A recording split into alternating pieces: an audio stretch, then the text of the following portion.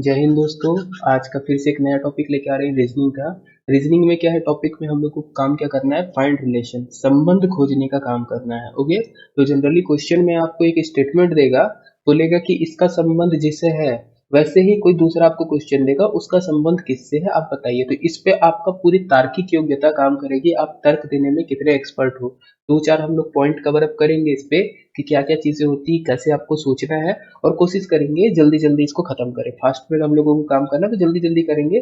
कोशिश करते हैं कितना तेज हम लोग इसको कर सकते हैं। तो जैसे पहले क्वेश्चन की तरफ हम लोग बढ़ते हैं, डायरेक्ट क्वेश्चन पे आएंगे, क्वेश्चन में समझ में आएगा क्वेश्चन क्या बोल रहा है। थोड़ा सा जूम इन कर लेते हैं, ये ठीक है, बढ़िया है। चलिए, क्वेश्चन में आपको बोल रहा है, जिस प्रकार गुलदस्ते का संबंध फूल से है, उसी प्रकार वाक्य का संबंध किससे है। ओके, तो आपको क्या करना है, गुलदस्ता, गुलदस्ता जानते हो, गुलदस्ता का संबंध फूल से क्या है बताइए। गुलदस्ते का संबंध फूल से क्या होता है, तो फूल से गुलदस्ता बनता है। अगर एक फूल है तो फूल है, आप किसी को दे रहे हो, अपने प्रेमी प्रेमिका को अगर आप दे रहे हो, एक फूल दे तो आप फूल दे रहे हो। अब किसी की शादी में गए हो तो पूरा फूल का बना हुआ क्या लेके जाते हो, गुलदस्ता लेके जाते हो, तो बुके बोलते हैं उसको। तो फूल से क्या बनता है, गुलदस्ता बनता है। ऐसी वाक्य किससे बनेगा, तो वाक्य बनाने के लिए किसकी सबसे जरूरत पड़ेगी आपको, शब्द की। शब्द से वाक्य बनता है, जैसे फूल से गुलदस्ता था, वैसे ही किससे बनेगा वाक्य, शब्द से बनेगा। तो हमारा आंसर क्या आएगा, ऑप्शन डी, शब्दों से। ओके, वाक्य का संबंध किससे होगा, शब्दों से। तो आपको ऐसी तर्क शक्ति लगाना है, फूल किससे बना था, फूल से बना था गुलदस्ता, शब्द से बना है वाक्य। तो जैसा संबंध गुलदस्ते का फूल से है, वैसे ही संबंध शब्द का वाक्य से होगा। नेक्स्ट क्वेश्चन की तरफ हम लोग बढ़ते हैं, देखते हैं नेक्स्ट क्वेश्चन क्या है हमारे पास। नेक्स्ट क्वेश्चन बोल रहा है, जिस प्रकार सिपाही का संबंध सेना से है, उसी प्रकार शिष्य का संबंध किससे है। अब देखिए, सिपाही है, सिपाही का संबंध सेना से क्या होता है, आप सोचिए थोड़ा सा। सिपाही का संबंध सेना से क्या होता है, तो सिपाही महाराज सेना में हमारे काम करते हैं, या सेना में अपनी ड्यूटी देते हैं, सेना में रहते हैं। तो सेना में रहने वाले लोगों को क्या कहा जाता है, सिपाही कहा जाता है।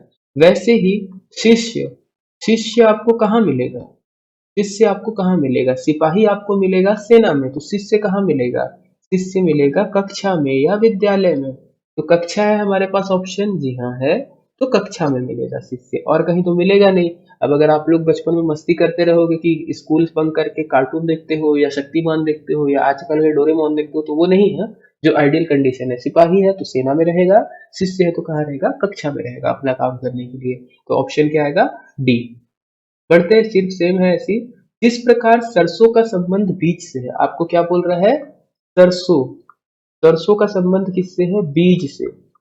वैसे ही आम का संबंध किससे है, तो देखिए सरसों क्या होता है, सरसों के पौधे से सरसों का बीज हमको काम रहता है। सरसों का क्या बोलते हैं, बीज रहता है, छोटा छोटा राई का दाना, सरसों दाना, वो है। तो वैसे ही आम क्या होता है हमारा, आम होता है हमारा फल।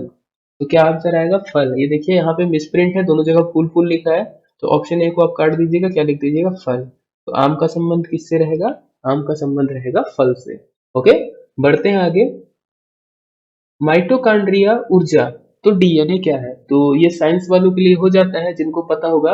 माइटोकॉन्ड्रिया, माइटोकॉन्ड्रिया को क्या कहते हैं, तो माइटोकॉन्ड्रिया को कहा जाता है कोशिका का ऊर्जा घर। क्या कहा जाता है, कोशिका का ऊर्जा घर। शरीर के अंदर जो कोशिकाएं होती हैं, तो उनको ऊर्जा देने का काम कौन करता है, हमारा माइटोकॉन्ड्रिया करता है। तो माइटोकॉन्ड्रिया का संबंध किससे है, ऊर्जा देने से। शरीर के अंतर्गत माइटोकॉन्ड्रिया क्या करता है, ऊर्जा देता है।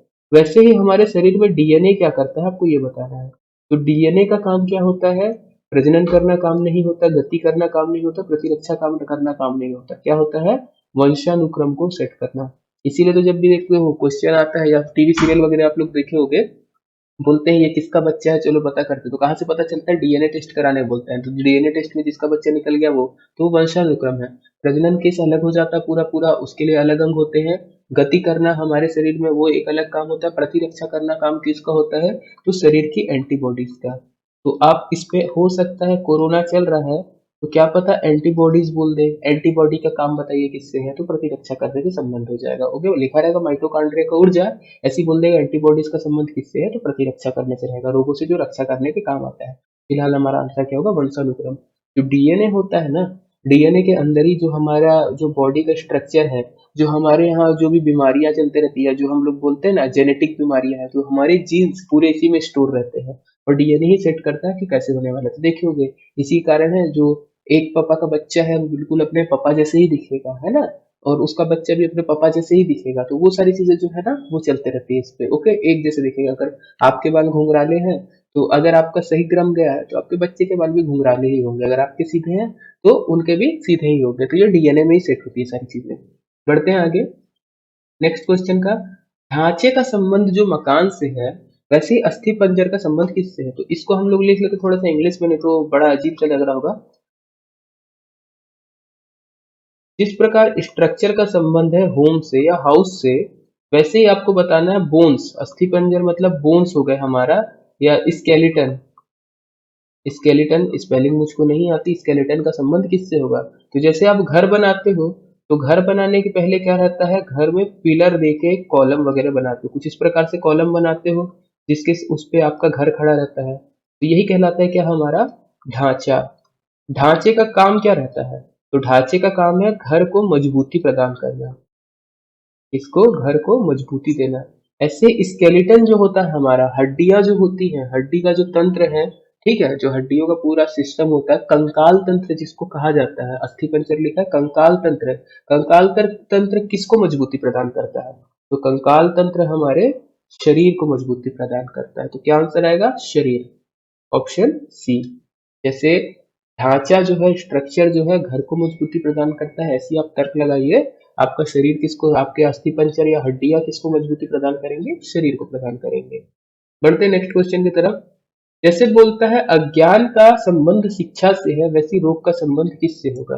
देखिए, अज्ञान व्यक्ति है तो अज्ञानता कैसे दूर हो सकती है? अज्ञानता को दूर करने का तरीका क्या है? शिक्षा, ऐसे लगाइएगा। नहीं तो अज्ञान तो बुद्धू होता है ना, या गधा होता। अज्ञान का संबंध शिक्षा से दिया है, अर्थात क्या है, अज्ञानता को दूर करने की बात करना है। तो अज्ञानता दूर कैसे होगी? अज्ञानता दूर होगी जब आप उसको शिक्षा दोगे, एजुकेशन दोगे। ऐसे ही अगर रोग है तो रोग दूर करने के लिए क्या लगेगा? तो रोग दूर करने के लिए औषधि लगेगी कि चिकित्सा लगेगी? तो अगर आप चिकित्सा कर भी लेते हो तो जब तक दवाई नहीं दोगे सामने वाले को तब तक वो ठीक नहीं होगा। तो रोग के लिए क्या होगा? औषधि। तो रोग का संबंध किससे रहेगा? औषधि, औषधि या दवा जिसको हम लोग बोलते हैं। जब किसी व्यक्ति को रोग होता है तो उसको दूर करने के लिए, उसकी बीमारी दूर करने के लिए क्या दी जाती है? औषधि दी जाती है। तो ऑप्शन क्या आएगा? औषधि। इसको याद रखिएगा, हिंदी में क्वेश्चन है, थोड़ा सा दिक्कत हो सकती है, इंग्लिश वर्ड भी आप देख सकते हो, वहां पे दिक्कत नहीं होगी। ओके, चलिए बढ़ते हैं आगे। ऐसे बहुत सारे क्वेश्चन हैं। जैसे आग का संबंध राख से है, वैसे ही विस्फोट का संबंध किससे होगा? तो जब आप किसी चीज को जलाते हो, आग लगाते हो किसी वस्तु में, लकड़ी में अगर आप आग लगाते हो तो अंत में क्या बचता है? अंत में बचती है हमारे पास राख। ऐसे ही अगर विस्फोट हो गया, धमाका हो गया, तो अंत में क्या बचता है? लोगों की जान चले जाती है। घर में अगर विस्फोट हो गया, परमाणु बम का विस्फोट हो गया, या एक तो आतंकवादी विस्फोट कर दिए, तो क्या बचता है? केवल मलबा। आग लगी तो अंतिम में क्या बचेगा? राख बचेगा। ऐसी विस्फोट होगा तो अंत में क्या बचेगा? मलबा बचेगा। तो क्या आंसर आएगा? मलबा, ऑप्शन डी। आप देख सकते हो, और अपने आप बनेगा। जैसे आप ऐसे तर्क लगाना सीख जाओगे, पहले से रिलेशन लेना है, पहले से रिलेशन क्या है, फिर आप दूसरे पे अपने आप लगा लोगे। बढ़ते हैं नेक्स्ट क्वेश्चन। जैसे पृथ्वी का संबंध चंद्रमा से है, वैसे ही किसका संबंध किससे होगा? अब पृथ्वी और चंद्रमा में संबंध क्या है? तो पृथ्वी और चंद्रमा में संबंध क्या है? तो जो चंद्रमा है पृथ्वी के चक्कर लगाता है, चंद्रमा पृथ्वी के चक्कर लगाता है। ओके, तो वैसे ही आपको खोजना पड़ेगा, या बोल सकते हैं चंद्रमा पृथ्वी का उपग्रह है। तो वैसे ही आप देखिए, हाथी चींटी का उपग्रह है क्या? हाथी चींटी के पीछे घूमता है क्या? नहीं घूमता, बिल्कुल नहीं हो सकता। सूरज और नेपच्यून, नेपच्यून सूरज के पीछे घूमता है क्या? हाँ, सूरज के इर्द गिर्द घूमता है। नेपच्यून एक ग्रह है। ओके, अगर आप बढ़ोगे तो यूरेनस के बाद नेपच्यून आता है, और नेपच्यून के बाद प्लूटो आता है। तो प्लूटो को भी ग्रह का दर्जे से हटा दिया। तो सबसे आखिरी सीरीज में जो आप जाओगे ना, तो 8वें नंबर का ग्रह है हमारा। ऐसे स्टार्टिंग करोगे तो 8 नंबर का ग्रह है जो सूरज के चक्कर लगाते हैं। तो बिल्कुल होगा, ये आंसर सही है। जहाज, नाव, नाव क्या जहाज के चक्कर लगाती? बिल्कुल नहीं। भारत एशिया, भारत क्या एशिया के चक्कर लगाता है? जी नहीं। जो हमने तर्क लगाया है, क्या लगाया है? पृथ्वी और चंद्रमा में चंद्रमा पृथ्वी के चक्कर लगाती है, वैसे ही नेपच्यून क्या है? सूरज के चक्कर लगाता है। तो उम्मीद कर रहा हूं आप लोगों को ये चीजें समझ में आ रही होंगी। नेक्स्ट बढ़ते हैं हम लोग। बोल रहा है जैसा संबंध 42 का 56 से है, वैसे ही आपको बताना है 110 का संबंध किससे है। ओके, तो इसको थोड़ा सा ट्रिकी बनाना पड़ेगा। आप क्या करिए, आप करिए 7 × 6 कितना हो गया है, 7×6 = 42। ऐसे ही 7 × 8 कितना हो जाता है, 56। मतलब एक बार 6 से गुणा कर रहे हैं और एक बार 8 से कर रहे हैं, संख्या क्या है 7, तो 7×6 = 42, फिर दो जोड़े हैं तो 7×8 = 56। ऐसी आपको संख्या सोचना है 110 पहुंचाने के लिए, तो 11 × 10 कितना हो जाएगा, 11 का गुणा 10 से करते तो 110। ऐसे ही हम लोगों को 11 का गुणा करना पड़ेगा किससे, दो संख्या बाद, जैसे यहाँ पे हमने किया था 6 पे और 6 के बाद किया था 8, तो ऐसे ही 10 में हम दो जोड़ दे रहे हैं, 11 × 12 कितना हो जाएगा, 12×1 = 12, 12×1 = 13, कितना आएगा उत्तर 132। तो ये कुछ इस प्रकार से बनेगा। ये सारे आते हैं तो कई बार कंफ्यूजन करते हैं। अब कोई पूछ रहा होगा सर ऊपर में आप 7 कैसे लिए और नीचे में 11 कैसे लिए, तो ये ऐसे ही सॉल्व होता है। आपको केवल ट्रिक लगानी है कि क्या आप कर सकते हो। ओके, तो आपके बनने लगेंगे। इसके लिए कोई एकदम आइडियल नियम नहीं बताया गया कि 7 ही क्यों लिए 11 ही क्यों लिए, वो बाकी नंबर सीरीज में चलता है, इस पे नहीं चलता। वैसे रीजनिंग है, सिर्फ आपको आपके तर्क बढ़ाने हैं, तर्क शक्ति इसलिए नाम लिया जाता है, आपको अपने तर्क लगाने हैं। फिर बढ़ते हैं, देखिए क्वेश्चन दिया हुआ है, सीक्वेंस दिख रही है, 10 है, 10 के बाद 12 है, 12 के बाद 15 है, ऐसी आपको बताना है इनमें से क्या हो सकता है। तो देखिए 10 से 12 पहुंचने के लिए हम लोग कितना जोड़ते हैं, 2 जोड़ते हैं, 10 + 2 = 12, और 12 से 15 पहुंचने के लिए कितना जोड़ते हैं, 3। ऐसी रिश्ता देखिए 21 से 23 पहुंचने के लिए हम कितना जोड़े हैं, 2, और 23 से 27 पहुंचने के लिए कितना जोड़ना पड़ रहा है, 4। तो ये ऑप्शन होगा क्या सही, बिल्कुल नहीं। ऐसी 30, 32, 36, 30, 32, 36, 30 से 32 पहुंचने के लिए हम कितना जोड़े हैं, 2, 32 से 36 पहुंचने के लिए हमको कितना जोड़ना पड़ा, 4, नहीं होगा। ऐसी 60, 62, 66, देखिए 60 तो 62, 62 4 66, ये भी नहीं होगा। आखिरी वाला देखते हैं, 68, 70, 73, तो 68 में दो जोड़े तो 70, और उसके बाद तीन जोड़े तो 73, तो ऑप्शन कौन सा होगा हमारा, डी होगा करेक्ट आंसर। ओके, बढ़ते हैं नेक्स्ट क्वेश्चन पे। ऐसे ही आपको तर्क लगाना है, और ये अलग अलग पैटर्न है जिससे आप सीख सको कैसे पॉसिबल क्वेश्चन आते हैं, क्या आप आइडिया ले सकते हो इससे। हम लोग थोड़ा तेज पे काम कर रहे हैं ताकि जल्दी जल्दी हम ज्यादा से ज्यादा चीजें सीख सकें। ओके, फिर बढ़ते देखिए, एफ जे यू एल संबंध क्या बोल रहा है, एफ जे यू एल का संबंध जैसा है पी ओ क्यू क्यू से, वैसे ही आपको बताना है एल एच आर एक्स का संबंध किससे होगा। तो एफ से बी आप कैसे पहुंच सकते हो, तो बी से एफ पहुंच सकते हैं, कैसे, थोड़ा सा ऐसे ऊपर नीचे लिख देते हैं ताकि और अच्छे से दिखे, एफ जे यू एल, इधर लिख देते हैं B O Q Q. Okay, तो बी के बाद अब क्या, सी डी ई, तीन अक्षर छोड़िए तो क्या आता है, एफ आता है। ऐसी जे से ओ, के एल एम एन, चार अक्षर छोड़ते हैं तो ओ आएगा। ऐसी क्यू से यू, तो क्यू के बाद आर एस टी, तीन अक्षर छोड़ते तो यू आता है। ऐसी एल के बाद एम एन ओ पी, चार छोड़ते हैं तो क्यू आता है। मतलब -3 + 4, -3 + 4 का काम चल रहा है। ऐसे ही आपको करना रहेगा एल एच आर एक्स में। तो एच के बाद 4 जोड़ दो, आई जे के एल, क्या आ जाएगा, एम। ओके, आर को हम लोग करेंगे, अभी उल्टा चलना है तो नहीं लेते, एक्स को लेते हैं। तो एक्स के बाद हम लोगों को जाना रहेगा, तो एक्स के बाद जाएंगे तो क्या बनेगा, वाई जेड ए बी, क्या आएगा, सी। तो एम और सी, आप ये दो ऑप्शन देख सकते हैं। इसके बाद अपने को उल्टा चलना पड़ेगा, तो उल्टा एबीसीडी थोड़ा दिक्कत होता है। आप ऑप्शन में खोजिए, यहाँ पे कोई एक अक्षर होगा, यहाँ पे कोई एक अक्षर होगा, और बीच में क्या होगा, एम और सी। ऑप्शन कौन सा दिख रहा है हमारा, ऐसा T. Okay, H M N C, चलिए रख देते हैं यहाँ पे एच और यहाँ पे एन, चेक कर लेते हैं। एच के बाद आप जाइए, देखिए आई जे के, तीन अक्षर लेना था माइनस पे, है ना, तो आई जे के बाद एल आ रहा है, बढ़िया है। ऐसी एन के बाद ओ पी क्यू छोड़ेंगे तो आर आता है, बढ़िया है। तो क्या बनेगा, एच एम एन सी, ये होगा हमारा आंसर। आप लोगों को अगर किसी भी क्वेश्चन में कोई भी प्रकार की दिक्कत आएगी, संडे में अवेलेबल रहूंगा, उस दिन आप क्वेश्चन का स्क्रीनशॉट खींच के दे दीजिएगा, ये वाला क्वेश्चन समझ में नहीं आया था तो एक क्लास हम लोग गूगल मीट पे लगा देंगे लाइव किसी भी समय, और उस पर हम लोग डिस्कशन कर लेंगे। नेक्स्ट क्वेश्चन पे बढ़ते हैं, क्या बोल रहा है, देखिए, जिस प्रकार काका का संबंध बदक से है वैसी हुकारना का किससे है। मतलब बदक कैसी आवाज निकालता है, बदक काका की आवाज निकालता है, तो हुकारता कौन है, आप जीव पे याद रखोगे, ये काम करता है हमारा सांड। तो ऑप्शन क्या आएगा, सांड आएगा। इसके ऊपर इस पे कुछ ज्यादा सोचना नहीं है। नेक्स्ट क्वेश्चन की तरफ हम लोग बढ़ते हैं, देखते हैं नेक्स्ट क्वेश्चन हमसे क्या पूछ रहा है। नेक्स्ट क्वेश्चन आता है, जिसका संबंध, जिस प्रकार गश्त का संबंध सुरक्षा से वैसी बीमा का संबंध किससे है। अगर सेना वाले अधिकारी गश्त लगाते हैं तो गश्त लगाने से हमको क्या मिलती है, सुरक्षा मिलती है। वैसे ही बीमा क्या करता है, हमको संरक्षण प्रदान करता है, बोलते हैं ना कवर देता है, बीमा क्या करता है, कवर देता है, तो क्या होगा, संरक्षण प्रदान करता है। ओके, ऐसे ही हम लोग आगे बढ़ते हैं और देखते हैं क्या क्या क्वेश्चन है इस पे। तो जैसा संबंध बोल रहा है मक्खन का दूध के साथ है, वैसी पुस्तक का किसके साथ होगा। तो मक्खन से किससे बनता है, मक्खन बनता है दूध से।